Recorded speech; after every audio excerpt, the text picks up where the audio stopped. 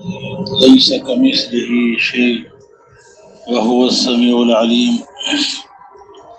الحمد لله الذي لا نحصي ثناء عليه كما هو أثنى على نفسه، ونشهد أن لا إله إلا الله وحده لا شريك له، ونشهد أن سيدنا ومولانا محمدا عبده ورسوله أرسله بالحق بشيرا ونذيرا وداعيا إلى الله بإذنه وسراجا منيرا، صلى الله تعالى عليه وعلى آله وأصحابه وسلم تسليما كثيرا كثيرا. أما بعد، فأعوذ بالله من الشيطان الرجيم. بسم الله الرحمن الرحيم. كنتم خير أمة أخرجت للناس تأمرون بالمعروف وتنهون عن المنكر وتؤمنون بالله. وقال الله عز وجل: يا أيها المدثر قم فأنذر وربك فكبر وثيابك فطهر والرجز فاهجر ولا تمنن تستكثر ولربك فاصبر. وقال الله عز وجل: يا أيها المزمل قم الليل إلا قليلا. وقال الله عز وجل: فلا تذهب نفسك عليهم حسرات. وقال الله عز وجل: فلعلك باخع نفسك على آثارهم إن لم يؤمنوا بهذا الحديث أسفا. وقال رسول الله صلى الله عليه وسلم: الدين النصيحة. قيل: لمن يا رسول الله؟ قال: لله ولرسوله ولكتابه ولأئمة المسلمين وعامتهم، او كما قال صلی اللہ علیہ وسلم۔ میرے محترم دوست اور بزرگوں، اللہ تعالیٰ نے ہم اور آپ پر بہت بڑا احسان فرمایا، بہت بڑا انعام یہ کیا کہ اللہ نے ہم اور آپ کو حضرت محمد مصطفیٰ احمد مجتبیٰ صلی اللہ تعالی علیہ وسلم کی امت میں پیدا کیے، اور اللہ تعالیٰ نے ہمارے اور آپ کے پیارے نبی حضرت محمد صلی اللہ علیہ وسلم کو خاتم النبیین بنایا، اور آپ کی ختم نبوت کی برکت سے اللہ تعالیٰ نے اس امت کو حضور اکرم صلی اللہ علیہ وسلم والے کام میں شریک فرمایا، اور اسی کام کی وجہ سے اس امت کو ساری امتوں میں افضل اور بہتر اور اعلیٰ بنایا۔ اس لیے اللہ تعالیٰ نے اس امت کو خاص طور پہ خطاب کر کے فرمایا کہ کنتم خیر امت اخرجت للناس، اے امت محمدیہ تم ساری امتوں میں بہتر ہو، ساری امتوں میں افضل ہو، تم مجھے ساری امتوں میں سے زیادہ اچھی لگتی ہو۔ اور اس کی وجہ کیا ہے کہ اخرجت للناس، تمہیں ساری دنیا کے انسانوں کی خیر خواہی کے لیے نکالا گیا ہے، ساری دنیا کے انسانوں کے نفع کے لیے تمہاری ماؤں کے پیٹوں سے اللہ نے تمہیں نکالا ہے۔ تمہارے دنیا میں آنے کا مقصد ساری دنیا کے انسانوں کے ساتھ خیر خواہی اور ہمدردی اور انہیں جہنم کی آگ سے بچا کر جنت میں لے جانا، یہ تمہارا کام ہے۔ وہ خیر خواہی کیا ہے؟ تم دنیا میں کیا کام کرو گے؟ تأمرون بالمعروف وتنہون عن المنکر، تم نیکی کا حکم کرو گے اور برائی سے لوگوں کو منع کرو گے۔ نیکی کو دنیا میں عام کرنے کی محنت کرو گے اور برائی سے روکنے کی محنت کرو۔ جو زندگی اللہ کو محبوب ہے، جو طریقہ اللہ کو زندگی گزارنے کا محبوب ہے، اس زندگی کو زندہ کرنے کے لیے اللہ کے بندوں پہ محنت کرو گے، اور جو طریقہ اللہ کو ناپسند ہے زندگی گزارنے کا، اس سے لوگوں کو روکنے کی محنت کرو گے۔ یہ تمہارا کام ہے۔ یہ خیر خواہی اور ہمدردی یہ اتنا بڑا کام ہے کہ اسی کام کی وجہ سے اس امت کو ساری امتوں کا سردار بنایا گیا، ساری امتوں میں افضل بنایا گیا۔ دوسروں کا بھلا چاہنا، اوروں کو نقصان سے بچانے کی محنت کرنا،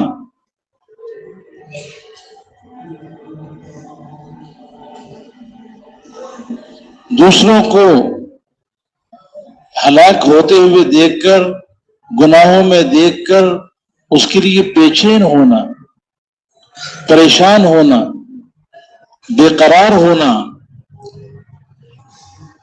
اور ان کے ساتھ خیر خواہی کر کے انہیں اللہ کی نافرمانی والی زندگی سے بچانا، اس کی محنت کرنا، یہ تمہارا کام ہے۔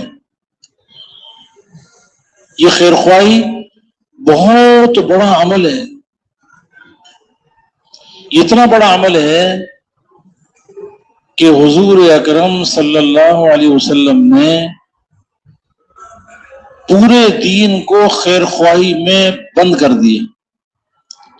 آپ کا فرمان ہے کہ الدین والنصیحہ، دین سراسر خیر خواہی کا نام ہے۔ دین سراسر خیر خواہی کا نام ہے۔ حالانکہ دین کے اندر تو اور بھی احکامات ہیں، بہت سارے احکامات ہیں، لیکن دین کا سب سے بڑا رکن اعظم وہ خیر خواہی ہے۔ اگر یہ خیر خواہی کا عمل ختم ہو جائے تو لوگوں کی زندگی میں دین آئے گا کیسے؟ انسانیت کو صحیح راستہ بتائے گا کون؟ یہ تو اندر میں خیر خواہی کا جذبہ ہوتا ہے، اس لیے آدمی دوسروں کو خیر کا راستہ بتاتا ہے، ناکامی کے راستے سے بچانے کی کوشش کرتا ہے۔ یہ خیر خواہی اللہ کو اتنی پسند ہے، اتنی پسند ہے، نفس خیر خواہی کہ ایک چیونٹی نے خیر خواہی کا کام کیا۔ چیونٹی یہ حشرات الارض میں سے ہے اور سب سے زیادہ کمزور ترین مخلوق ہے۔ پتہ نہیں کتنی چیونٹیاں روزانہ لوگوں کے پاؤں کے تلے آ کر ہلاک ہو جاتی ہیں، ان پہ کوئی رونے والا بھی نہیں ہے۔ لیکن جب حضرت سلیمان علیہ السلام اپنے تخت پر بیٹھے ہوئے اپنے لشکر کے ساتھ چیونٹیوں کی ایک وادی سے گزرے جہاں بہت چیونٹیاں تھیں، حتی اذا اتوا علی وادی النمل، چیونٹیوں کی ایک وادی جہاں چیونٹیاں چیونٹیاں تھیں بہت ساری، وہاں سے وہ گزرنے لگے تو چیونٹیوں کی ایک ملکہ تھی، اس نے دیکھ لیا کہ بھئی یہ تو سلیمان علیہ السلام، یہ تو بڑے بڑے جسم والے ہیں، ان کا لشکر تو سارا بڑے بڑے لوگ ہیں، بڑے بڑے جسم والے ہیں، اور ہم تو بالکل کمزور ہیں، بہت ضعیف ترین مخلوق ہیں۔ اگر یہ لشکر یہاں سے گزرا تو ہم سارے کے سارے ان کے پاؤں کے تلے آ جائیں گے اور ان کے پاؤں کے نیچے روندے جائیں گے، اور ہماری ساری کی ساری قوم ہلاک و برباد ہو جائے گی۔ تو اس چونٹی کے دل کے اندر اپنی قوم کو ہلاکت سے بچانے کا جذبہ پیدا ہو، اس کے دل میں خیر خواہی کا جذبہ آیا کہ میری ساری قوم ہلاک ہو جائے گی، تو وہ رہ نہیں سکی، اور اس چونٹی نے اپنی زبان میں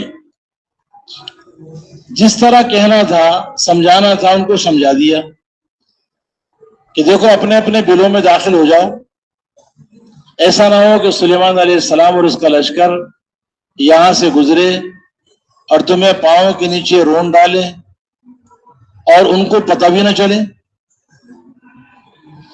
اب چونٹی کی زبان کون سی ہے اللہ جانتا ہے۔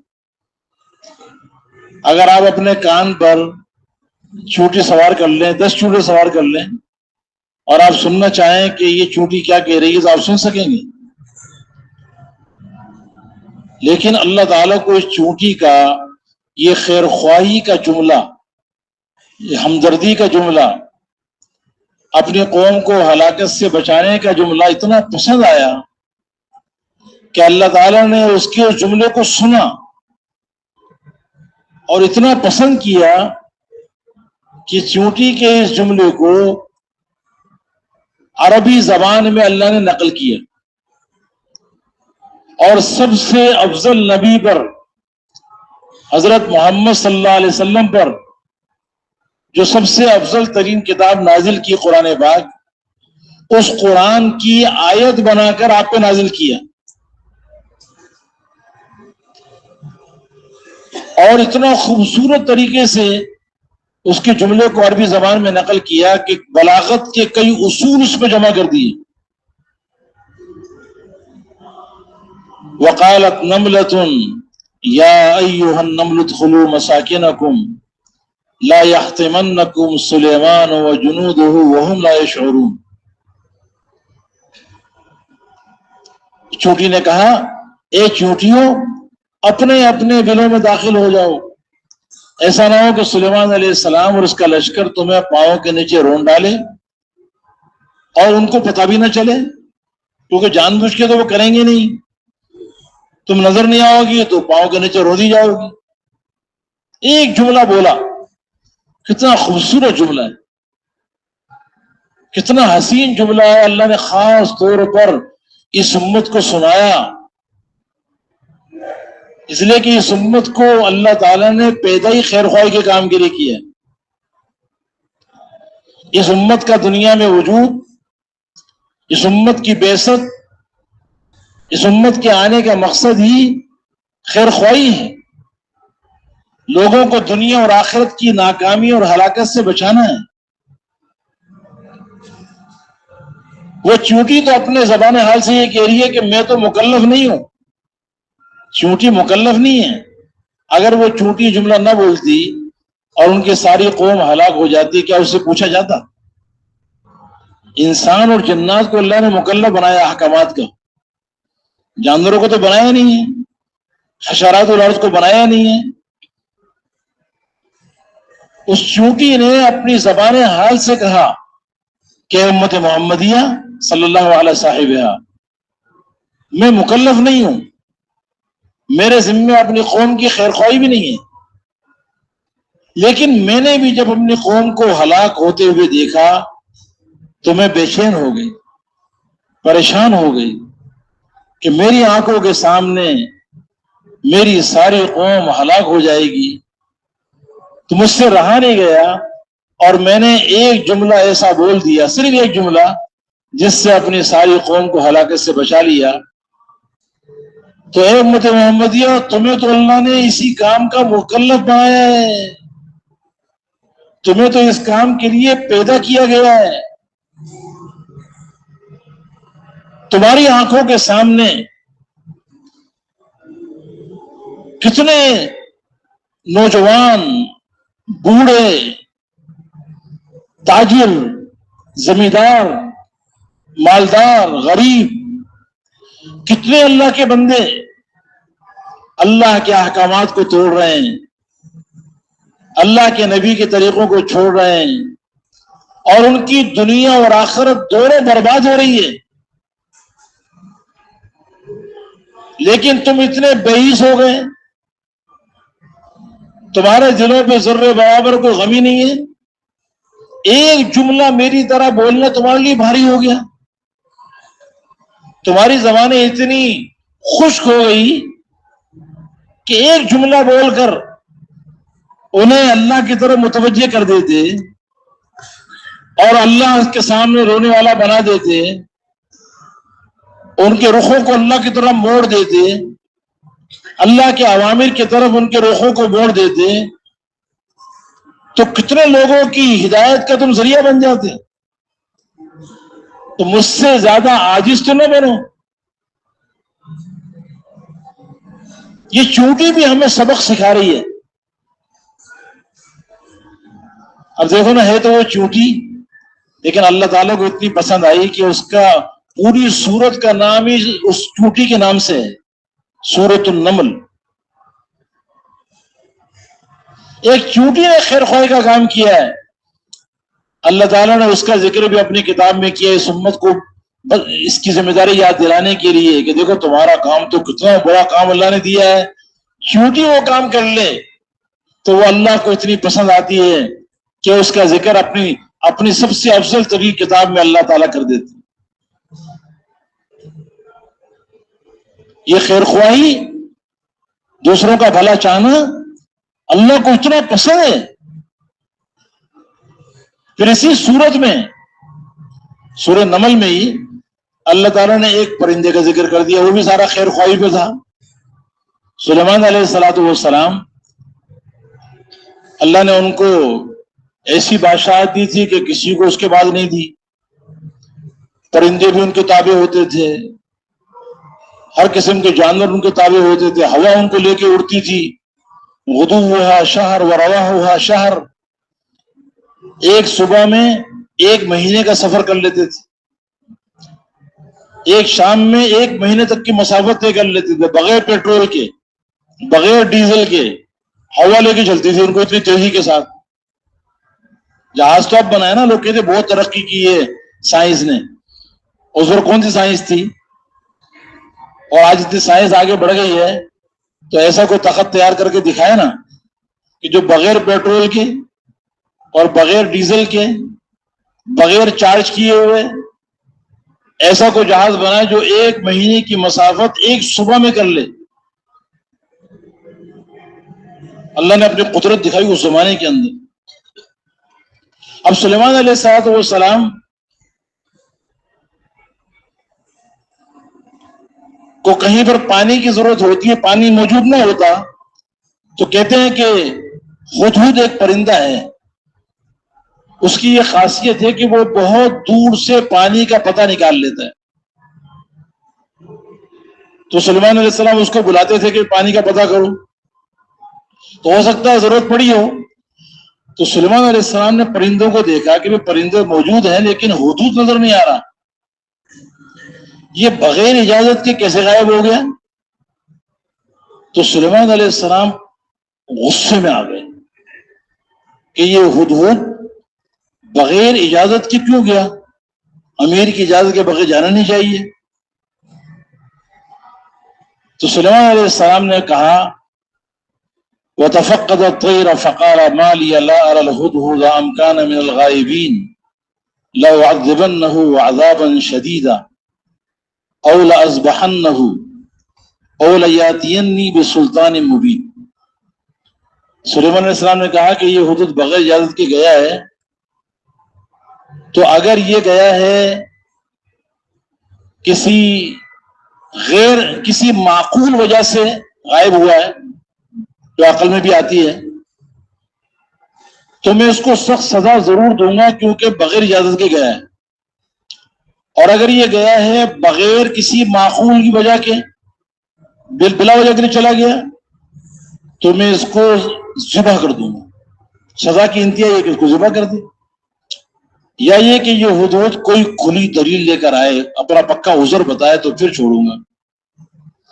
ابھی یہ بات سلیمان علیہ السلام نے کی تھی اور تھوڑا سا وقت ہی گزرا تھا، فمکث غیر بعید، تھوڑا وقت ہی گزرا تھا، ایک دم حدود سامنے آ گیا. اور حدود نے سلیمان علیہ السلام کا چہرہ پڑھ لیا، کیونکہ جب آدمی غصے میں آتا ہے تو اس کے چہرے پر غصے کے اثرات ظاہر ہوتے ہیں. تو ایسا معلوم ہوتا ہے کہ حدود کو بھی اندازہ ہو گیا کہ سلیمان علیہ السلام بڑے غصے میں ہیں، میں بغیر اجازت کے گیا تھا. تو حدود نے ایک ایسا جملہ کہا آتے ہی کہ بجائے اس کے کہ سلیمان علیہ السلام اس کو سزا دیتے، سلیمان علیہ السلام نے اس کو انعام دیا. اس نے کیا کہا؟ فقال احطت بما لم تحط به وجئتك من سبع بنبأ یقین. اس نے کہا کہ سلیمان علیہ السلام میں ایسی بات کا علم لے کر آیا ہوں جس کا آپ کو بھی علم نہیں ہے. اب نبی تو اپنے وقت میں سب سے بڑا عالم نبی ہوتا ہے، لیکن وہ شریعت کا عالم ہوتا ہے. دنیا کے حالات کے اعتبار سے اگر کسی کو کوئی زیادہ حالات کا پتہ ہے تو بس یہ جزوی ایک اس کی فضیلت ہے، باقی کوئی نبی پر فضیلت ثابت نہیں ہوتی. نبی تو سب سے بڑا عالم ہوتا ہے، اللہ کے بعد نبی سے زیادہ علم تو کسی کے بعد نہیں ہوتا. لیکن دنیا کے حالات کے اعتبار سے حدود کو ذرا کچھ ایک ایسی بات کا پتہ لگا جو ان کو نہیں تھا. وہ گویا کہ یہ کہہ رہا ہے کہ دیکھو میں آپ کے پاس ایسی بات کی خبر لایا ہوں اور ایسا علم لے کر آیا ہوں جس کا علم آپ کو نہیں ہے، لیکن وہ کام آپ کا ہی ہے، ذمہ داری آپ کی ہے. تو میں گویا کہ آپ کی ذمہ داری میں آپ کا معاون بناؤں، اور میں آپ ہی کے کام میں لگا ہوا تھا. میں کس کام میں لگا ہوا تھا؟ آپ کے کام میں لگا ہوا تھا. اور وہ کام کیا ہے؟ انی وجدت امرأة تملکہم وأوتیت من کل شیء ولها عرش عظیم وجدتها وقومها یسجدون للشمس من دون اللہ. کہا کہ میں آپ کے پاس قوم سبا کے پاس سے آ رہا ہوں. قوم سبا کہاں تھی؟ قوم سبا یمن میں آباد تھی. یمن کا ایک شہر ہے، وہاں کا دارالخلافہ ہے صنعاء. اس صنعاء کے بالکل قریب ایک شہر ہے جس کا نام ہے معارب.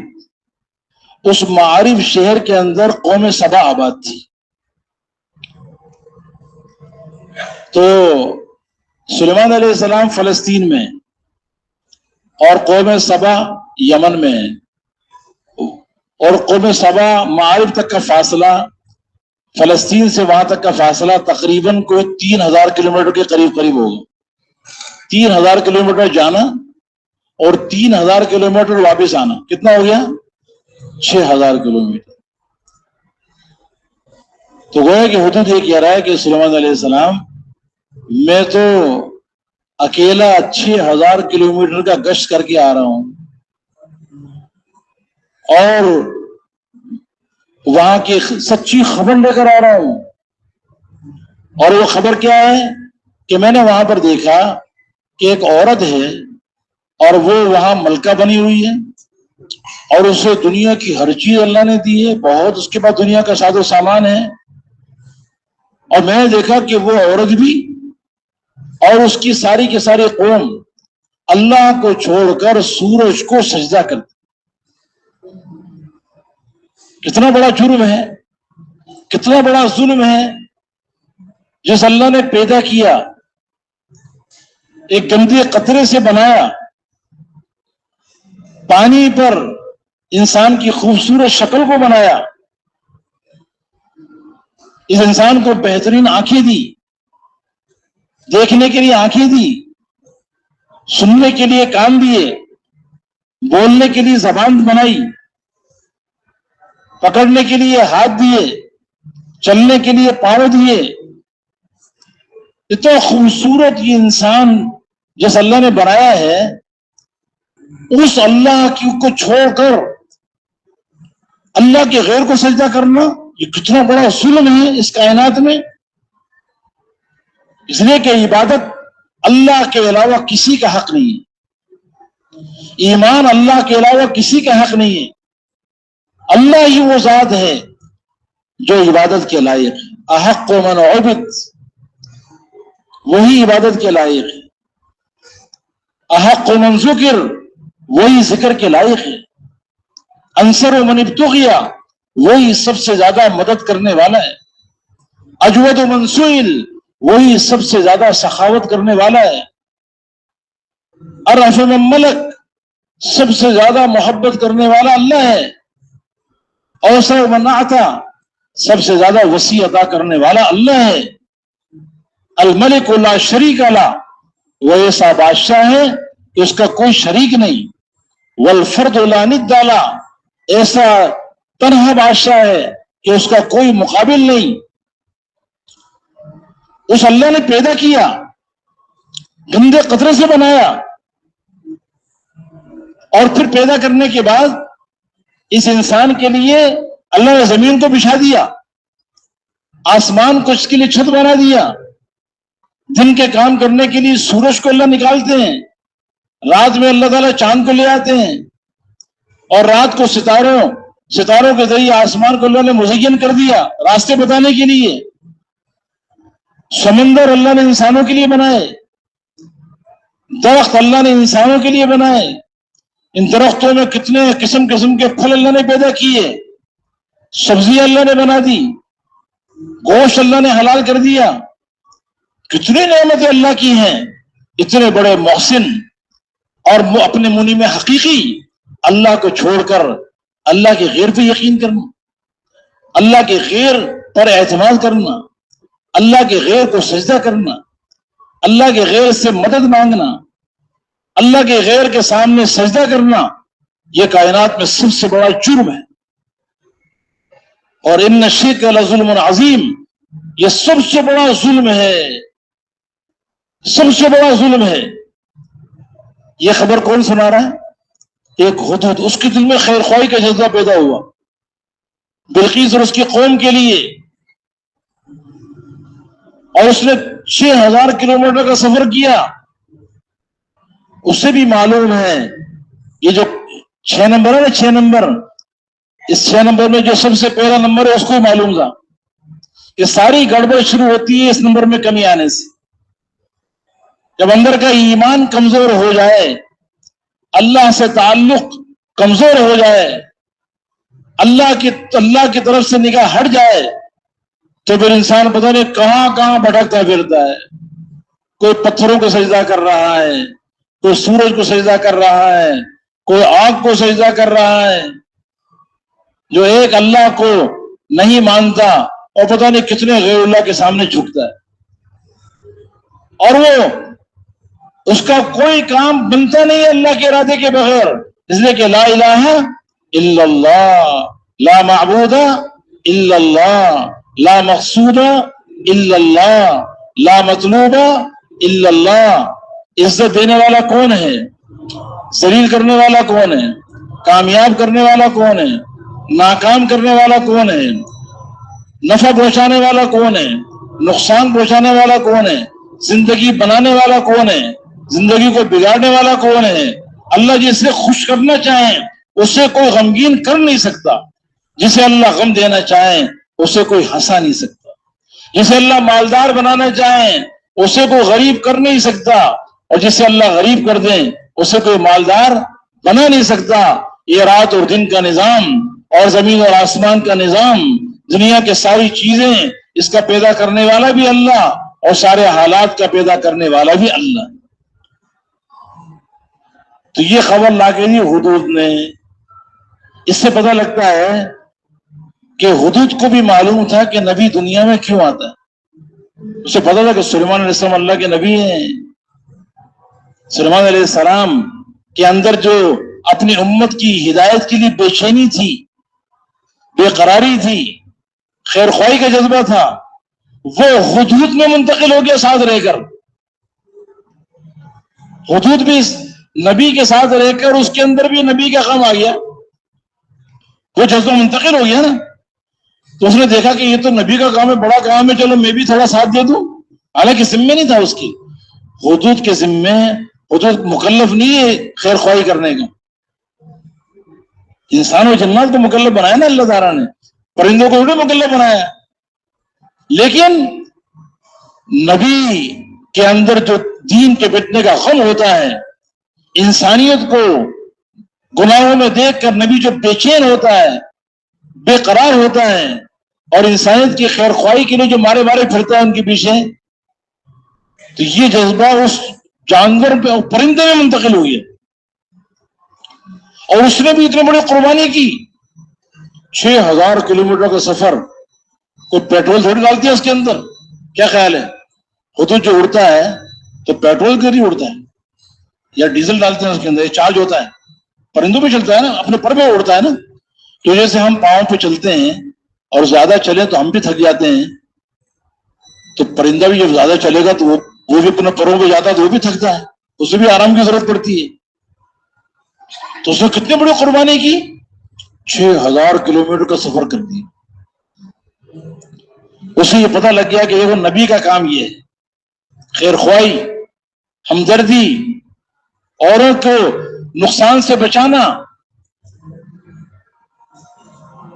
سلیمان علیہ السلام نے جب اس کی بات سنی تو سلیمان علیہ السلام بڑے خوش ہوئے کہ وہ بڑا اچھا کام کر کے لایا یہ. تو سلیمان علیہ السلام نے اس سے کہا اچھا چلو میں ایک دعوت نامہ لکھتا ہوں بلقیس کے نام، یہ دعوت نامہ لو اور دوبارہ جاؤ. کہاں جاؤ؟ وہی بلقیس کے پاس. 3000 کلومیٹر جانا، 3000 کلومیٹر واپس آنا، دوبارہ جاؤ، دوبارہ تشکیل کر رہے ہیں اس کی، اور یہ دعوت نامہ دے کر آؤ. تو علماء کرام کہتے ہیں کہ سلیمان علیہ السلام نے، اگر سلیمان علیہ السلام چاہتے تو کسی اور کو بھیج دیتے جو اور جلدی میں ہی دعوت نامہ پہنچا کر آ جاتا، کیونکہ سلیمان علیہ السلام کے پاس تو ایسے آدمی موجود تھے کہ جنہوں نے، ایک ایسا آدمی جس کے پاس زبور کا علم تھا. جب سلیمان علیہ السلام نے بلقیس کا تخت منگوایا ہے نا، تو کہا بتاؤ ایکم یاتینی بعرشہا قبل ان یاتونی مسلمین، بتاؤ بلقیس کا تخت اس سے پہلے کہ مسلمان ہو کر آئے کون لے کر آئے گا؟ تو قال عفریت من الجن انا آتیک بہ قبل ان تقوم من مقامک، میں آپ کے یہاں اٹھنے سے پہلے بلقیس کا تخت میں لے کر آ جاؤں گا. ایک بڑے بھاری بھرکم جن نے کہا. سلیمان علیہ السلام نے کہا اس سے بھی زیادہ جلدی میں کون لائے گا؟ وقال الذی عنده علم من الکتاب انا آتیک بہ قبل ان یرتد الیک طرفک. تو اس آدمی نے کہا جس کو اللہ نے زبور کا علم دیا تھا، اس نے کہا آپ آنکھیں جھپکیں گے نا اتنی دیر میں اس کا آسمان سے اٹھا کے لے آؤں گا 3000 کلومیٹر کے فاصلے سے. اور سلیمان علیہ السلام نے آنکھیں جھپکی اور وہ تخت وہاں موجود تھا. تو اگر سلیمان علیہ السلام چاہتے تو وہ خط جو دعوت نامہ تھا اس آدمی کے ذریعے بھیج دیتے، جلدی پہنچ جاتا، یا جن کے ذریعے بھیج دیتے. لیکن سلیمان علیہ السلام نے کسی اور کا انتخاب نہیں کیا، اسی حدود کو کہا تم دوبارہ جاؤ، کیونکہ اس کے دل میں خیر خواہی کا جذبہ پیدا ہوا. وہ کہتے ہیں جو بولے وہی کنڈا کھولے، اسی نے فکر کی اور وہی خبر لے کر آیا. اس کے دل میں خیر خواہی تھی بلقیس کی اور اس کے قوم کی. تو کیا انعام دیا اس کو؟ میں نے کہا نا انعام دیا. انعام کیا دیا؟ انعام یہ دیا کہ بلقیس اور اس کی قوم جو مسلمان ہوں تو ان کے مسلمان ہونے کا اجر یہ حدود کے عمل نامے میں جانا چاہیے. اور یہ بہت بڑا انعام ہے. کیا ہے یہ بہت بڑا انعام ہے. کسی ایک انسان کی ہدایت کا ذریعہ بن جانا یہ نجات کے لیے کافی ہے. اس لیے حضور پاک علیہ السلام نے فرمایا حضرت علی رضی اللہ تعالیٰ عنہ کو، واللہ یا علی لَأَن يَهْدِيَ اللَّهُ بِكَ رَجُلًا وَاحِدًا خَيْرٌ لَكَ مِنْ حُمْرِ النَّعَمِ. اے علی اللہ کی قسم، ایک آدمی کو تمہارے ذریعے اللہ ہدایت دے دے یہ تمہارے لیے عربوں کے سرخ اونٹوں سے بہتر ہے. اس زمانے کے سرخ جو اونٹ ہوتے تھے وہ بہت مہنگے ہوتے تھے، آج کل کی بڑی بڑی گاڑیوں سے زیادہ مہنگے ہوتے ہیں. آپ بتائیے ایک آدمی کی ہدایت کا ذریعہ بننا یہ اتنی بڑی بات ہے، تو پوری قوم کی ہدایت کا جو ذریعہ بنے تو اس کے تو نصیب بہت جاگ گئے، اور پرندہ ہو کر بھی. تو حدود کو جب وہ دعوت نامہ دیا تو کہیں لے کر جاؤ، پتہ لگ جائے گا کہ تم صحیح کہہ رہے ہو غلط کہہ رہے ہو، یہ بات بھی سامنے آ جائے گی، اور یہ دعوت نامہ بلقیس کو پہنچا کر آؤ۔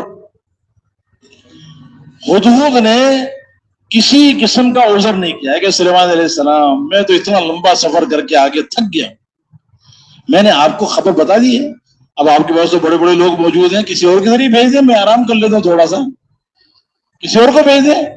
اس نے کوئی عذر نہیں کیا، وہ خوشی خوشی تیار ہو، اپنی سعادت سمجھی کہ میری سعادت ہے کہ کسی قوم کی ہدایت کے لیے مجھے استعمال کیا جا رہا ہے، میری کیا حیثیت ہے۔ اسے کہتے ہیں دین کا کام، انسانیت کی ہدایت کا کام اللہ تعالیٰ ان لوگوں سے لیتے ہیں جو دین کے تقاضوں کو پورا کرنا اپنی سعادت سمجھتے ہیں، دین کے تقاضوں کو پورا کرنا بوجھ نہ سمجھتے،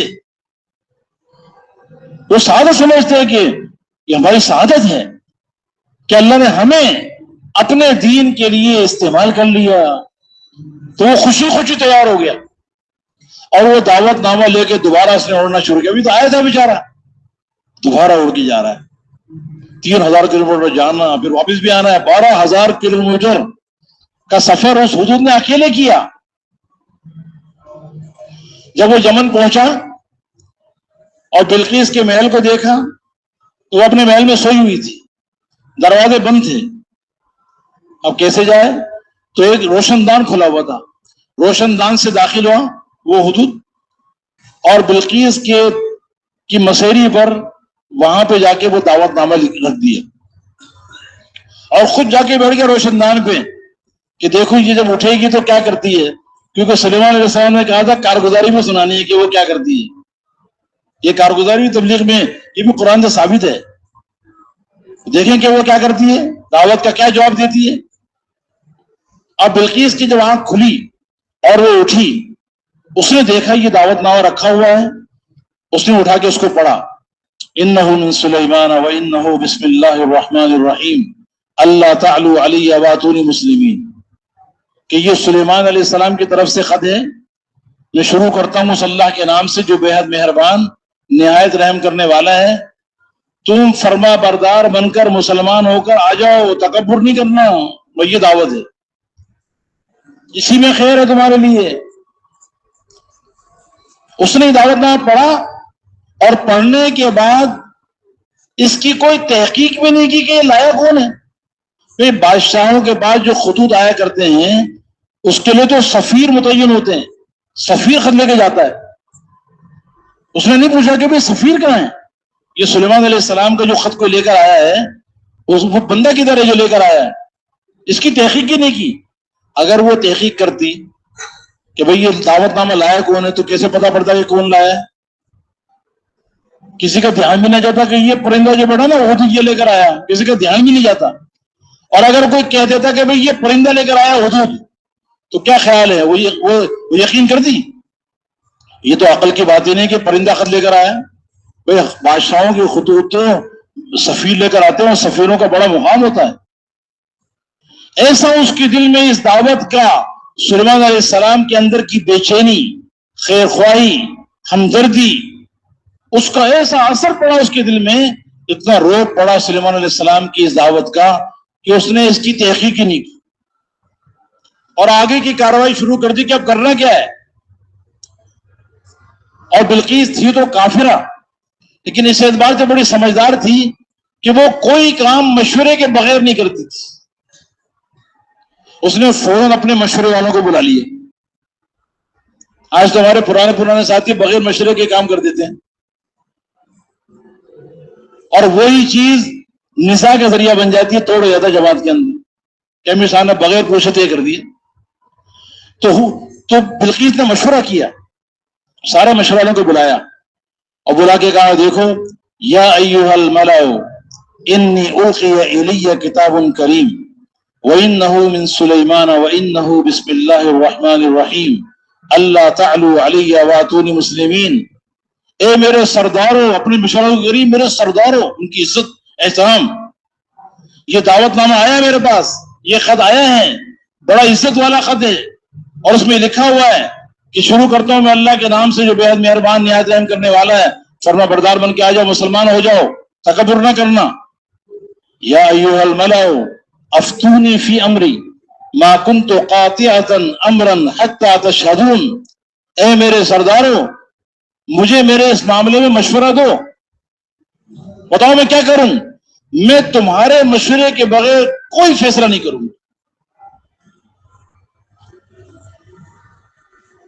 اس میں علماء کرام فرماتے ہیں کہ فرعون جو تھا نا، فرعون نعوذ باللہ، اس نے بھی موسیٰ علیہ السلام کو قتل کرنے کے لیے مشورہ کیا تھا، لیکن وہ بے وقوف تھا، مشورے کے آداب نہیں جانتا تھا۔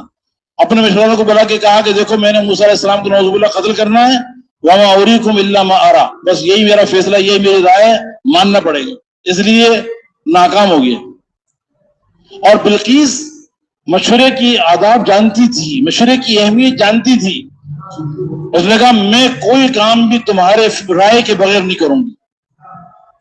لیکن امیر اپنے آپ کو اپنے ساتھیوں کی رائے کا محتاج سمجھے۔ اس کے جو مشورے والے تھے وہ بھی مشورے کے آداب جانتے تھے، انہوں نے کیا کہا، قالوا نحن اولو قوة واولو باس شدید والامر الیک فانظری ماذا تأمرین، انہوں نے کہا کہ دیکھو ہم بڑے طاقتور لوگ ہیں اور بڑے جنگجو ہیں، ہم لڑنے کے لیے تیار ہیں، لیکن ہمارا اصرار نہیں ہے، فیصلہ آپ کے ہاتھ میں، آپ جو فیصلہ کریں گے وہ ہمیں منظور ہے۔ کہتے ہیں مامور اپنی رائے، اپنا رائے کا فائدہ بیان کر سکتا ہے، اپنے آپ کو پیش کر سکتا ہے، لیکن اپنی رائے پہ اصرار نہ کرے۔ یہ سارا واقعہ اللہ تعالیٰ سنا رہے کہ حدود کی برکت سے جس کے دل میں خیر خواہی کا جذبہ پیدا ہوا بلقیس اور اس کی قوم کا۔ اور آخری قصہ یہ ہوا کہ بلقیس آئی اور مسلمان ہوئی اور اس کی ساری قوم مسلمان ہو گئی، اور اللہ تعالیٰ نے سارا قصہ اس امت کو سنایا، اس لیے کہ یہ امت اس کو تو اللہ نے پیدا ہی خیر خواہی کے لیے کیا ہے، اس کا تو کام ہی دنیا میں خیر خواہی کرنا ہے۔ جسے اللہ کے نبی نے فرمایا کہ قیامت کے دن کچھ لوگوں کا حشر ہوگا، ان کے چہروں پر نور ہوگا، نور کے ممبروں پر وہ تفریح کر رہے ہوں گے، اور وہ انبیاء اور شہداء نہیں ہوں گے، انبیاء اور شہداء ان پر رش کر رہے ہوں گے کہ یہ کون لوگ ہیں جو نہ نبی نہ شہید ہیں، یہ نور کے ممبروں پر تفریح کر رہے ہیں، یہ کون لوگ ہیں؟ تو صحابہ کرام نے پوچھا کہ اللہ کے نبی یہ کون لوگ ہوں گے؟ تو آپ نے فرمایا کہ یہ وہ لوگ ہوں گے الذین یحببون الناس الی اللہ ویحببون اللہ الی الناس ویمشون للہ علی الارض نصحا، یہ وہ لوگ ہوں گے جو اللہ کے بندوں کو اللہ کا محبوب بناتے ہیں اور اللہ کو بندوں کا محبوب بناتے ہیں، اور اللہ کی زمین پر اللہ کے لیے خیر خواہ بن کے چلتے ہیں۔ ان کا کام کیا ہے؟ یہ اللہ کی زمین پہ چلیں گے اللہ کے لیے، اللہ کی رضا کے لیے، خیر خواہ بن کر، انسانوں کے خیر خواہ بن کے چلیں گے۔ اور ان کا کام کیا ہے کہ یہ اللہ کے بندوں کو اللہ کا محبوب بناتے اور اللہ کو بندوں کا محبوب بناتے۔ تو صحابہ کرام نے پوچھا کہ اللہ کے نبی اللہ کے بندوں کو اللہ کا محبوب کیسے بناتے ہیں؟ تو آپ نے فرمایا کہ یہ ان کو یامرونہم بما احب اللہ وینہونہم عما یکرہ اللہ فاذا اطاعوہم احبہم اللہ، یہ لوگوں کو ان باتوں کا حکم کرتے ہیں جو اللہ کو پسند ہیں، ان چیزوں سے روکتے ہیں جو اللہ کو ناپسند ہیں۔ جب بندے اللہ کے پسندیدہ کام کرتے ہیں تو اللہ کے محبوب بن جاتے ہیں۔ تو اس امت کو اللہ نے پیدا اس کام کے لیے کیا۔ تو اللہ تعالیٰ نے یہ سارا قصہ سنایا کہ دیکھو اے امت محمدیہ، تمہارا کام خیر خواہی ہے۔ ایک پرندہ خیر خواہی کر رہا ہے، اللہ کو اتنا پسند آ گیا کہ اللہ نے اس کا سارا واقعہ اپنے قرآن میں ذکر کر دیا۔ بیٹھ جاؤ،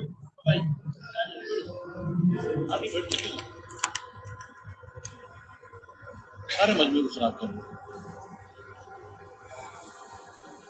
اللہ کے بندوں کی خیر خواہی کرنے والا کام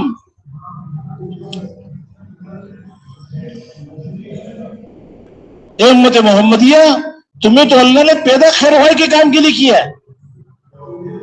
ایک پرندہ ہدہد، اس نے خیر خواہی کی، اللہ نے اس کے اس قصے میں سارے کام اس امت کے ذکر کر دیے۔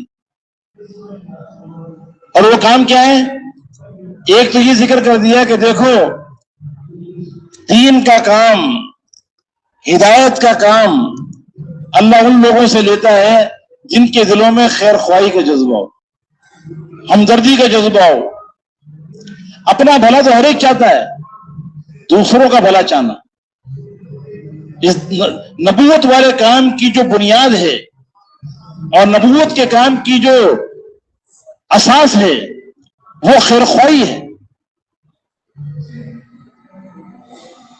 خیر خواہی اتنا بڑا عمل ہے کہ اگر ایک چیونٹی کر رہی ہے تو اللہ نے اس کا ذکر بھی قرآن میں کیا، ایک پرندہ کر رہا ہے اس کا ذکر اللہ اپنے قرآن میں کر رہے ہیں۔ اور اس خیر خواہی کی برکت سے اس کام کی بنیاد ہے نقل و حرکت۔ ایک پرندے نے حرکت کی، کس نے حرکت کی؟ پرندے نے 12,000 کلومیٹر کا سفر کیا، اس نے 2 مرتبہ آنا جانا ہوا، تقریباً 12,000 کلومیٹر کا سفر، 12,000 کلومیٹر کا گشت ایک پرندہ کر رہا ہے۔ اندر میں خیر خواہی کا جذبہ ہے، ہمدردی کا جذبہ ہے۔ تو جب خیر خواہی ہوگی تو یہ نقل و حرکت بھی کرے گا۔ نقل و حرکت کے بغیر انسانوں کی زندگی میں ہدایت کا نور نہیں آئے گا۔ ہر نبی نقل و حرکت کرتا تھا، سارے انبیاء علیہ السلام خود چل کے لوگوں کے پاس جاتے تھے، صحابہ کرام خود چل چل کر پوری دنیا میں گئے، پوری دنیا میں گئے اللہ کا پیغام لے کر۔ حضور صلی اللہ علیہ وسلم نے صحابہ کرام کی جماعتیں بنا بنا کے دنیا کے ملکوں میں بھیجی، کہاں کہاں صحابہ کرام گئے ہیں۔ تو نقل و حرکت بنیاد ہے اس نبی والے کام کی۔ جب نقل و حرکت وجود میں آئے گی تو اللہ باطل کو توڑے گا اور حق کو اللہ غالب کرے گا۔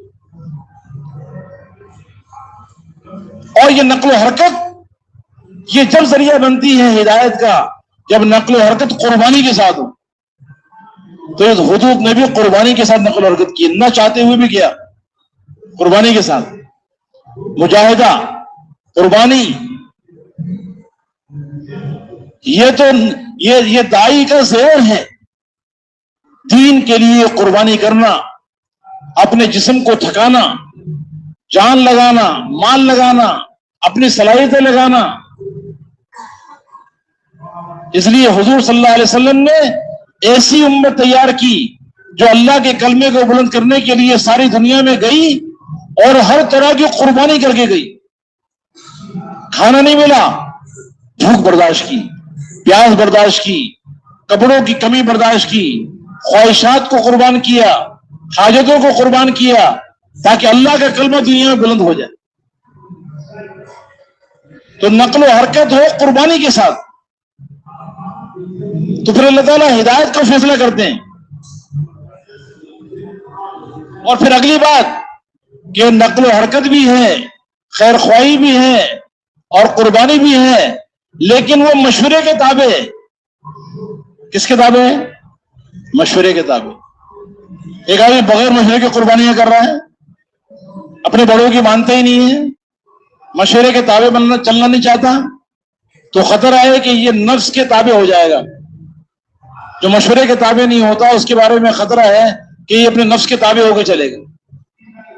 اس لیے مشورہ بڑا اہم ہے، بغیر مشورے کے اجتماعیت پیدا نہیں ہوتی۔ دلوں کے جوڑ کا ذریعہ مشورہ ہے، نفس کی اتباع سے نکلنے کا ذریعہ مشورہ ہے۔ بلقیس کافرہ تھی، وہ مشورہ کرتی تھی، اللہ نے اس کا ذکر بھی قرآن میں کر دیا۔ یہ مشورہ اتنا اہم ہے کہ پوری ایک سورت ہے جس کا نام ہی شورا ہے. شورا، یہ شورا کہاں سے ثابت ہے؟ یہ تو قرآن سے ثابت ہے. اللہ نے پوری سورت کا نام ہی شورا رکھا ہے. وَأَمْرُهُمْ شُورَى بَيْنَهُمْ. صحابہ کرام کی تعریف اللہ تعالیٰ کر رہے ہیں کہ دیکھو کیا کیا خوبیاں ان کے اندر ہیں. اقاموا الذین اقاموا الصلاۃ، یہ نماز کو قائم کرتے ہیں. نماز کے ساتھ اللہ ذکر کر رہے ہیں وَأَمْرُهُمْ شُورَى بَيْنَهُمْ. ان کے سارے کام آپس کے مشورے سے ہوتے ہیں. ایک ہی ڈکٹیٹر بن کے کام کرنا، جو میں کہوں بس وہی صحیح ہے. نبوت کے کام کا مزاج یہ ہے کہ اپنے ساتھیوں سے مشورہ کریں، ایک جماعت تیار کریں. اس لیے حضور صلی اللہ علیہ وسلم اپنے صحابہ سے مشورہ کرتے تھے. اللہ نے آپ کو حکم دیا وَشَاوِرْهُمْ فِي الْأَمْرِ. اے میرے نبی، اس پہ کوئی شک نہیں کہ آپ ان سب سے زیادہ علم والے ہیں، ان سب سے زیادہ عقل والے ہیں، ان سب سے زیادہ سمجھ والے ہیں. آپ پہ وحی نازل ہو رہی ہے، لیکن آپ کو امت کو تیار کرنا ہے. آپ کے پیچھے امت آپ کا کام کرنے والی بنے گی. اس لیے امت کی صلاحیتوں کو نکھارنے کے لیے اور امت کو آپ کے نہج پہ کام پہ کھڑا کرنے کے لیے، ان کے دل و دماغ کی صلاحیت کو استعمال کرنے کے لیے آپ ان سے مشورہ کیجیے. آپ اتنے بڑے مقام پر ہونے کے باوجود اپنے صحابہ سے مشورہ کرتے تھے. اللہ تعالیٰ نے اس واقعے میں مشورے کی اہمیت کو بھی بتایا.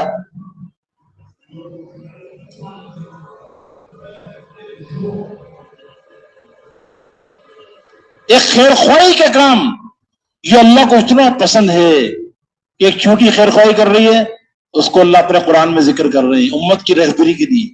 ایک پرندے نے خیر خواہی کی امت کی رہبری کے لیے، اللہ پرندے کا سارا قصہ سنا رہے ہیں. ایک لکڑی کا کام کرنے والا بڑھئی، اس کو بڑھئی کہتے ہیں لکڑی کا کام کرنے والا، اس کا نام حبیب تھا. انطاکیہ ایک شہر ہے ترکی کے قریب، وہاں وہ رہتا تھا شہر کے کنارے پر. تو اللہ نے اس کی بستی میں پہلے 2 نبیوں کو بھیجا اور انہوں نے جا کے قوم کو دعوت دی. اس کی قوم کو، قوم نے انکار کیا. اللہ تعالیٰ نے تیسرا بھی بھیج دیا تاکہ جماعت مضبوط ہو جائے. بعض کہتے ہیں وہ نبی تھے، بعض کہتے ہیں نبی نہیں تھے، لیکن چلو تینوں نے جا کے دعوت دی. وہ اللہ کی طرف سے بھیجے ہوئے تھے. ان کی قوم نے ان خیر خواہوں کی بات کا انکار کر دیا اور ان کو تکلیف پہنچائی، ان کو مارنے کی کوشش کی، بہت ایزا پہنچائی. تو یہ جو حبیب تھا لکڑی کا کام کرنے والا، ایک عام آدمی، اس کو کوئی جانتا نہیں تھا، لیکن اس نے ایمان دل میں چھپایا ہوا تھا، ظاہر نہیں کر رہا تھا. اسے جب پتا چلا کہ میری بستی کے اندر اللہ کے بھیجے ہوئے بندے آئے ہیں اور میری بستی والے ان کی بات کو نہیں مان رہے ہیں، ان کو تکلیف پہنچا رہے ہیں، وہ دوڑتا ہوا آیا بستی کے کنارے سے.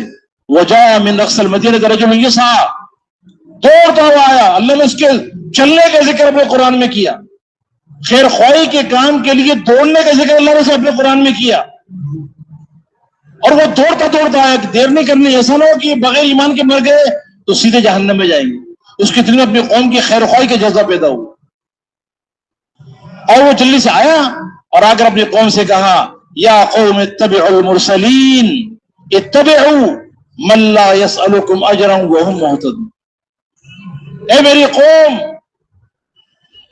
یہ اللہ کے بھیجے ہوئے ہیں بندے، ان کی بات کو مان لو. یہ کون ہے؟ اللہ کے بھیجے ہوئے، اللہ کی طرف سے مبعوث ہیں. ان کی حیثیت کو پہچانو، یہ عام لوگ نہیں ہیں، یہ کسی بادشاہ نے نہیں بھیجے. ان کو بھیجنے والا بادشاہوں کا بادشاہ اللہ ہے. اور اس سے نظر آتا ہے کہ بھیجے ہوئے کے ساتھ بھیجنے والے کی طاقت ہوتی. ان کی بات کا انکار کرنا یہ دنیا اور آخرت کی ہلاکت کا ذریعہ ہے. ان کے ساتھ اللہ کی طاقت ہے، ان کی بات کو انکار نہ کرو. اور دوسری بات کیا ہے؟ اتبعوا من لا يسألكم اجرا. یہ وہ لوگ ہیں کہ یہ تمہاری خیر خواہی کے لیے تمہیں صحیح راستے کی طرف بلا رہے ہیں. یہ تم سے کچھ پیسہ نہیں چاہتے، عہدہ نہیں چاہتے، مال نہیں چاہتے، ان کی کوئی غرض نہیں ہے، یہ تمہارے خیر خواہ ہیں، تمہیں دنیا اور آخرت کی ناکامی سے بچانا چاہتے ہیں۔ خیر خواہ، اپنے خیر خواہ کی بات کا انکار کرنا بہت بڑی نادانی ہے، یہ تمہارے خیر خواہ ہیں، ان کی بات کو مانو۔ اور تیسری صفت ان میں کیا ہے؟ وہ محتدون، سر سے لے کر پاؤں تک یہ بالکل پاک صاف لوگ ہیں، خوبیوں سے آراستہ ہیں، ہدایت یافتہ لوگ ہیں۔ جو یہ تمہیں دعوت دے رہے ہیں ان کے زبان کے بول اور ان کی زندگی کا عمل بالکل برابر ہے، کوئی داغ نہیں ہے ان کے اوپر کہ کہتے کچھ ہے کرتے کچھ ہیں۔ ایسے لوگوں کی بات کا انکار نہیں کرنا چاہیے۔ تو یہ حبیب نجار لکڑی کا کام کرنے والا پہلے تو اپنے ایمان کو چھپایا ہوا تھا نا، اب آ کے اپنی قوم کی خیر خواہی کا جذبہ پیدا ہوا اور ان کو اس نے دعوت دی، تو دعوت دینے سے ایمان زیادہ بڑھتا ہے، بہت طاقتور ہوتا ہے۔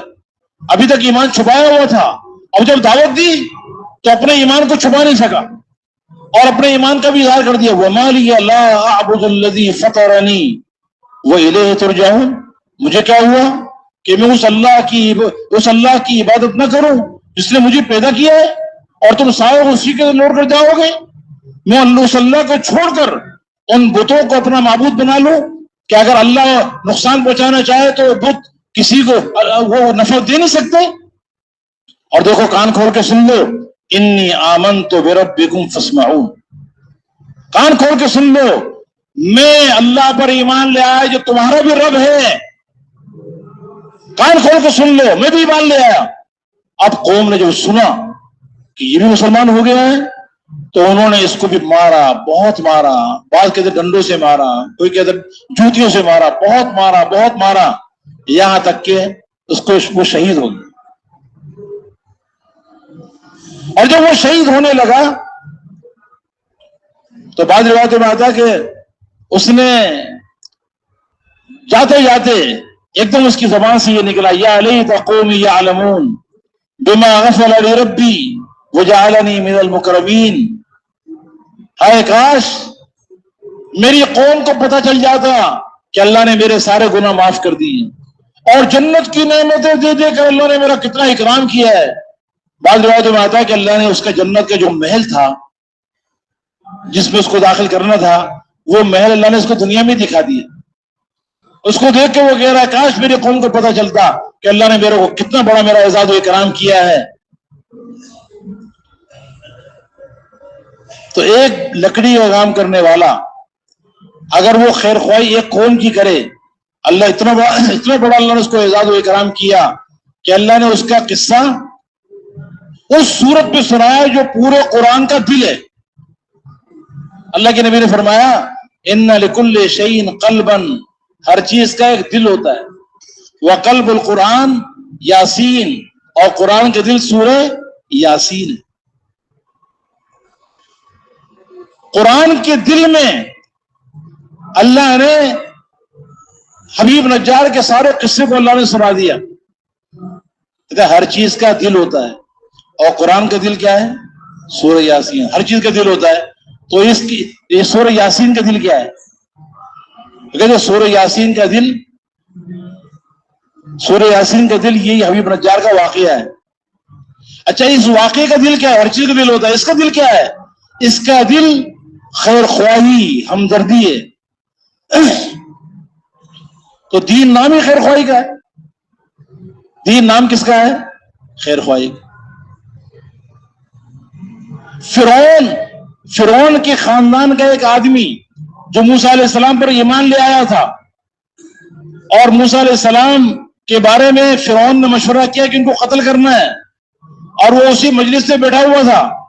اس کو جیسے پتہ لگا وہ بھی دوڑتا ہوا آیا، آگے موسیٰ علیہ السلام کو بتایا کہ آپ یہاں سے نکل جائیے، آپ کے بارے میں یہ مشورہ ہو رہا ہے۔ اس نے بھی خیر خواہی کا کام کیا نا، نبی کی نبوت کی حفاظت کا ذریعہ بنا۔ اللہ نے اس کا ذکر بھی، حالانکہ فرعون کے خاندان کا تھا، اللہ نے اس کا ذکر بھی اپنے قرآن میں کر دیا۔ یہ خیر خواہی اللہ کو اتنی پسند ہے۔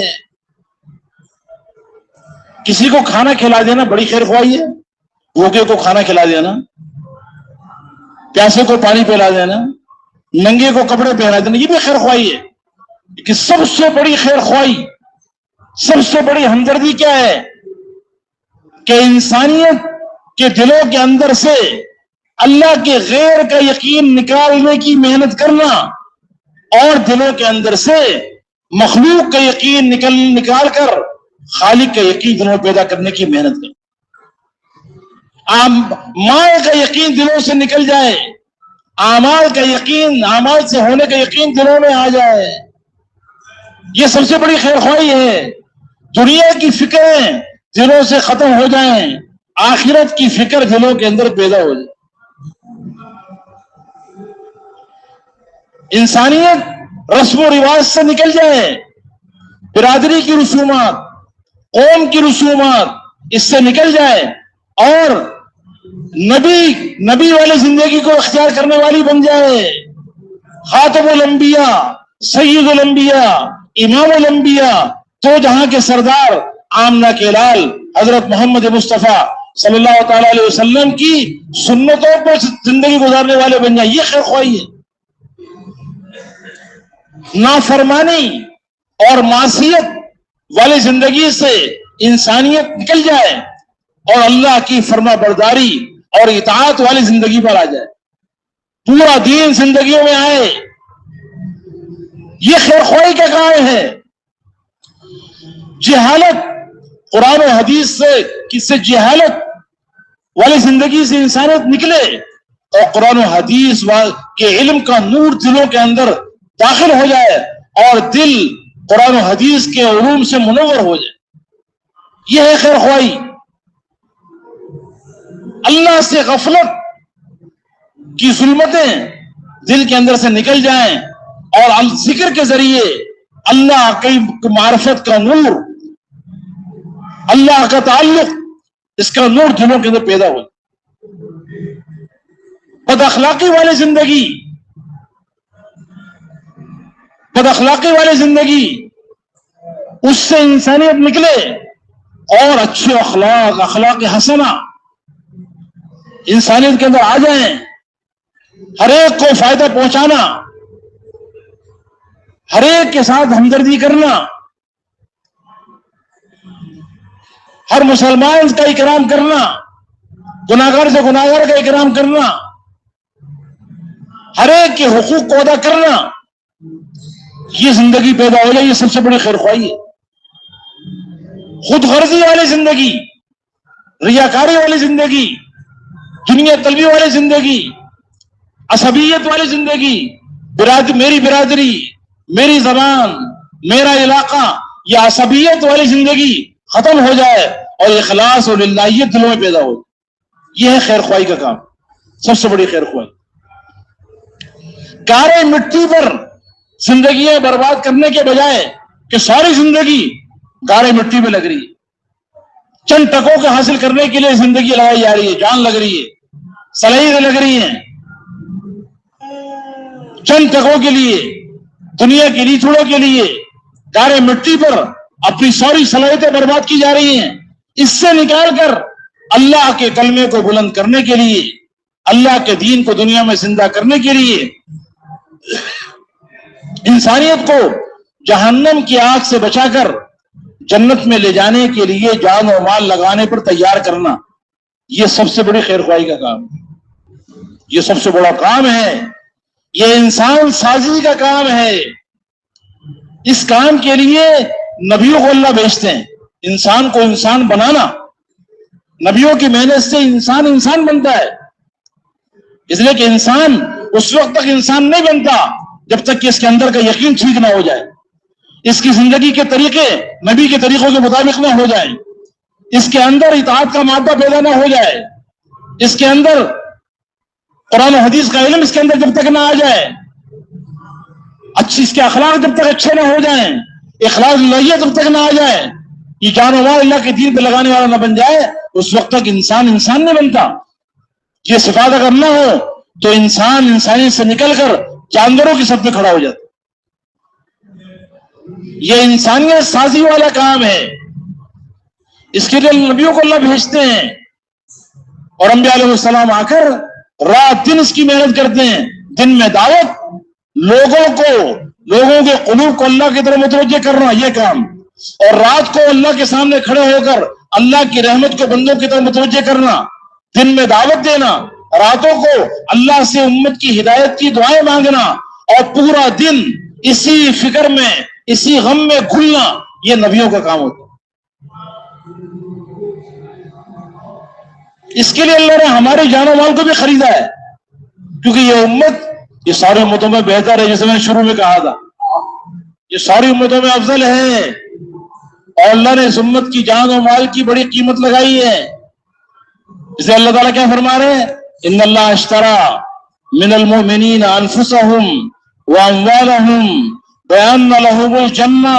اے امت محمدیہ, اے ایمان والو, تمہاری جان اور تمہارا مال اس کا خریدار میں اللہ ہوں. اپنی جان کو, اپنے مال کو مجھے بیچ دو, یہ جان میرے لیے لگا دو, یہ جان میرے کام میں لگا دو, یہ مال میرے کام میں لگا دو. حالانکہ جان مال دی کس نے بھائی؟ یہ ہماری اپنی ہے, کوئی اپنے گھر سے لے کر آیا ہے. جان بھی اللہ نے دی, مال بھی اللہ نے دیا, اور اپنی چیز کو اللہ کہہ رہے مجھے بیچ دو. حالانکہ وہ امانت اللہ تعالیٰ کہتے مجھے تو میری امانت واپس کرو, اس کا حقدار ہے. لیکن اللہ تعالیٰ پھر بھی کیا کہہ رہے, چلو کوئی بات نہیں, تم کو دی ہے نا, اچھا تمہاری, تو چلو جان مجھے بیچو, مال مجھے دے دو, اس کا بدلے میں دوں گا. تو میں کیا دوں گا؟ بیان لہو الجنہ, اس کے بدلے میں تمہیں جنت دوں. اس کے بدلے میں کیا دوں گا؟ جنت. جنت کیا ہے؟ عادت لعبادی الصالحین ما لا عین رات ولا اذن سمعت ولا خطر علی قلب بشر.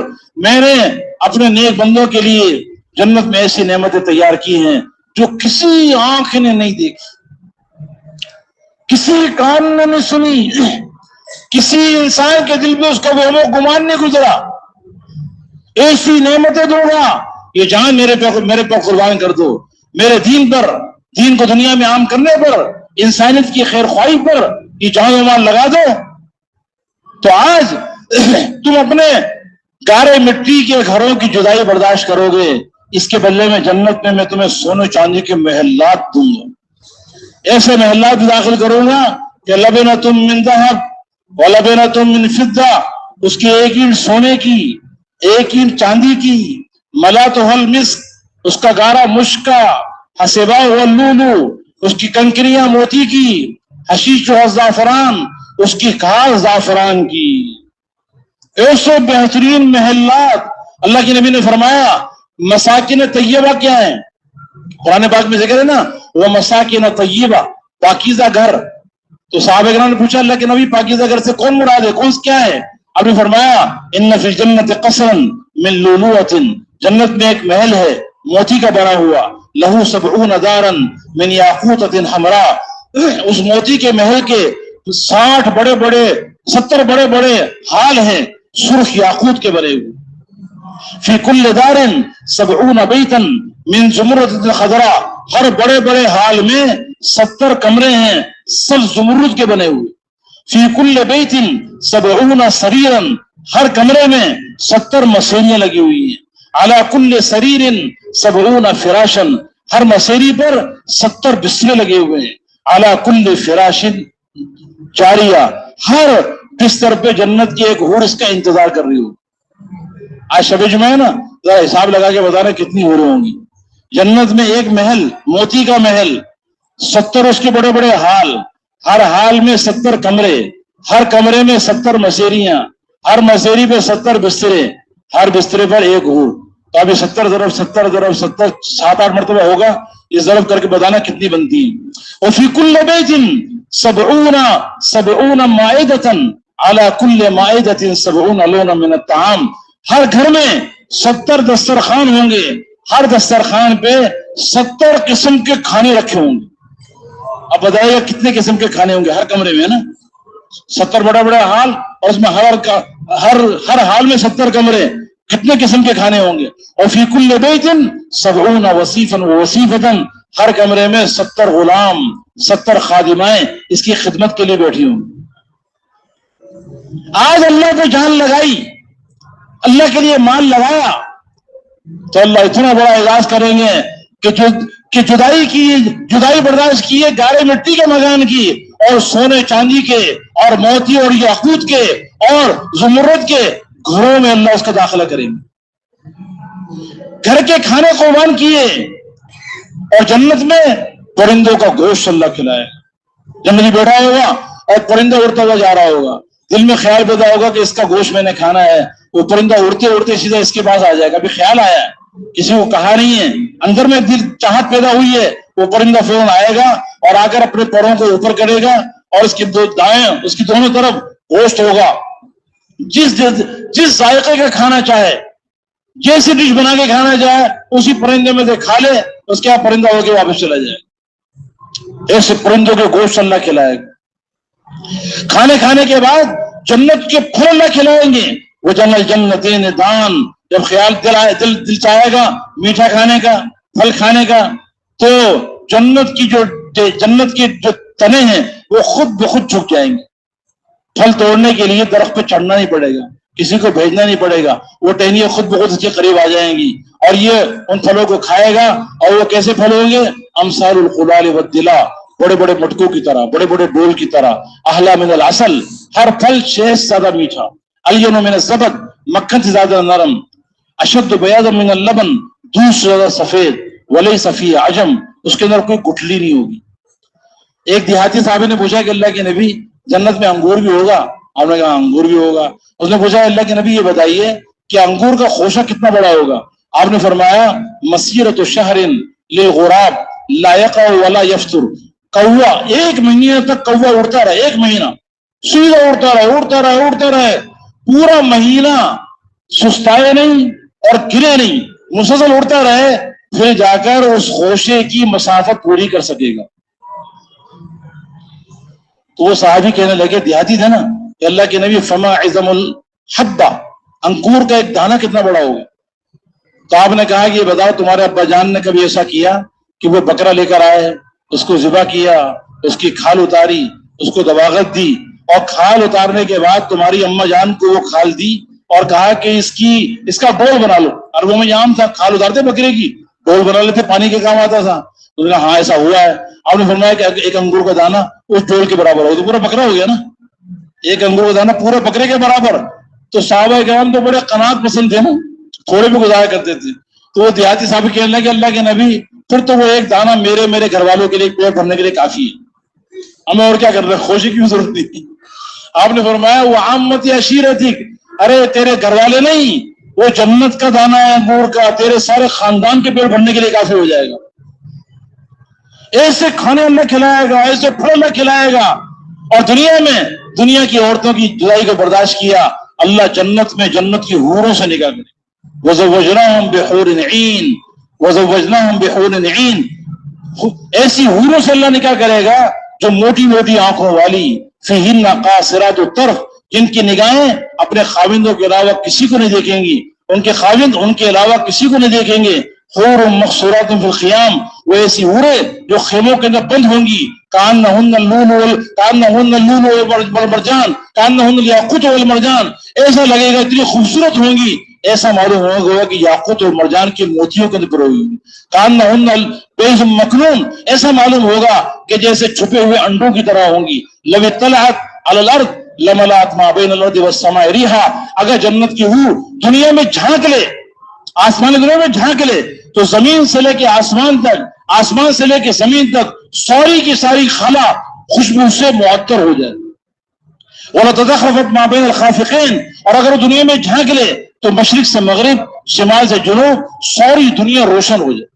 وَلَآمَنَ مَنْ فِي الْأَرْضِ كُلُّهُمْ جَمِيعًا بِاللَّهِ الْحَيِّ الْقَيُّومِ، ساری دنیا کے دہریے، ساری دنیا کے کافر بغیر کسی تبلیغ والے کی تبلیغ کے اس حور کو دیکھ کے اللہ پر ایمان لے آئے کہ جس اللہ نے یہ حور بنائی ہے وہی اللہ ہے، بغیر کسی کی تبلیغ کے سارے دہریے ایمان لے کر آ جائیں۔ اللہ کے نبی نے فرمایا تمہیں معلوم ہے کہ جنت کی حور تمہیں کن ہاتھوں سے ہاتھ لگائے گی؟ بأي بنان تو آتی ہے، لو ان بنانا من بنانها بدا لغلب ضوء ضوء الشمس كما تغلب الشمس ضوء النجوم، اگر وہ جنت کی حور انگلی کا پوروا، یہ پوروا ہے، یہ انگلی کا پوروا اگر آسمان دنیا میں ظاہر کر دے تو سورج اس کے سامنے ایسے بے نور ہو جائے جیسے سورج کے نکلنے کے بعد ستارے بے نور ہو جائے۔ جنتی اس کو دیکھے گا نا، حور کہتے ہیں حیرت سے، حیرت، جنتی اس کے چہرے کو دیکھے گا اتنا حیران ہو جائے گا کہ اس کو دیکھتے رہے گا، پتہ نہیں کتنے سال تک دیکھتے رہے گا۔ اور جنتی جنت کو، حور کو دیکھے گا، اس کے چہرے کو دیکھے گا، اس کے رخسار میں اپنا چہرہ شیشے سے زیادہ صاف نظر آئے گا۔ اس لیے جنت میں شیشے کی ضرورت ہی نہیں ہے، اپنے آپ کو بھی دیکھنا ہو تو اپنی حور کو دیکھ لیں۔ اتنی خوبصورت حور اللہ نے بنائی ہیں، جدائی برداشت کی دنیا کی عورتوں کی، اور جنت کی حوروں سے اللہ نے نکاح کر دیا۔ اور ڈر کی بات نہیں ہے، یہ دنیا والی بھی جو ایمان والی اور اعمال والی اور نماز پڑھنے والی، ذکر کرنے والی، تلاوت کرنے والی، دعوت کی محنت کرنے والی، اللہ کو راضی کرنے کے کام کرنے والی، اپنے خاوندوں کی دین کے کام میں مددگار بننے والی، ان کو بھی اللہ تعالیٰ جنت میں ان حوروں کا سردار نہیں بنا کر اللہ تعالیٰ ساتھ کر دے گا، اور ان کا حور جنت کی حوروں سے کئی گنا زیادہ ہوگا۔ یہ اللہ نے ایک موقع دیا ہے، یہ جان ایسے نہیں دے دی، یہ مال ایسے نہیں دے دیا کہ بس پیدا ہوئے ایک شہر میں اور تھوڑے 2-4 بچے ہو گئے اور ایک دکان کھول لی، ایک کارخانہ بنا لیا، جان بھی لگا دی، مال بھی لگا دیا، نہ دین کا پتہ نہ دین کی محنت کا پتہ، اور وہیں قبرستان میں دفن ہو کے چلے گئے۔ صحابہ کرام رضوان اللہ تعالی علیہ مجمعین، انہوں نے اپنے آپ کو پہچانا، اپنی ذمہ داریوں کو پہچانا، حضور پاک علیہ السلام نے ان میں ذمہ داری منتقل کی، اور وہ اس ذمہ داری کو پورا کرنے کے لیے انہوں نے اپنی جانوں کی قربانی لگائی، مال کو قربان کیا، اپنی صلاحیتیں لگائی کہ اللہ کا کلمہ بلند ہو جائے، اللہ کا دین دنیا میں زندہ ہو جائے، ہماری قبر دنیا کے اندر بن جائے۔ پیدا مکے میں ہوئے اور مدینے میں ہوئے، حجاز میں، لیکن قبر جا کے بنی ہے دنیا کے ملکوں میں۔ 30-35 ہزار صحابہ کرام اردن کی زمین میں سوئے ہوئے ہیں، شام میں صحابہ کرام سوئے ہوئے ہیں، چین میں صحابہ کرام سوئے ہوئے ہیں، اور یورپ کے ملکوں میں صحابہ کرام سوئے ہوئے ہیں، افریقہ کے جنگلات میں ان کی قبریں بنی ہوئی۔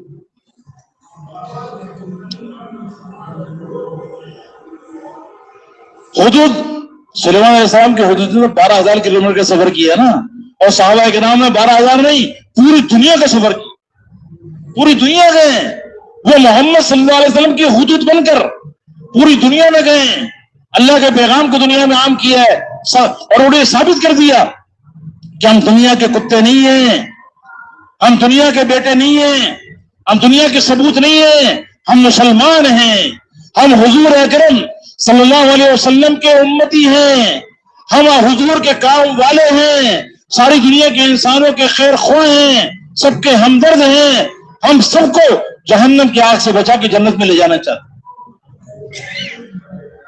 تو میرے محترم دوستو بزرگوں، ہم بھی نیت کریں کہ ہم بھی صحابہ کرام کی نقل میں نبی والے کام کو اپنا کام بنا کر، حضور والے کام کو اپنا کام بنا کر پوری دنیا میں جائیں گے اللہ کے پیغام کو لے کر۔ کون کون جائے گا پوری دنیا میں انشاءاللہ؟ ہاں، اپنی جیب کو نہیں دیکھنا، اپنے کاروبار کو دیکھ کے نہیں کھڑا ہونا، بلکہ اللہ کے خزانوں میں نگاہ کے کھڑا ہونا۔ یا تو اللہ کا کلمہ دنیا بلند ہوگا یا ہماری قبر دنیا میں بنیں گی۔ سب تیار ہے اس کے لیے انشاءاللہ؟ اب یہ بتاؤ بھائی، اس مجمع میں وہ کون کون بھائی ہیں جن کے ابھی تک 4 مہینے نہیں لگے؟ نیت تو پوری زندگی کی ہے، ساری زندگی لگانی ہے، پوری دنیا میں جانا ہے، لیکن پہلا قدم یہ ہے کہ 4 مہینے لگا کے اس کام کو اپنا کام بنانا ہے۔ جن کے ابھی تک 4 مہینے نہیں لگے وہ کھڑے ہو کے بتاؤ کہ انشاءاللہ ہم 4 مہینے لگا کے واپس جائیں گے۔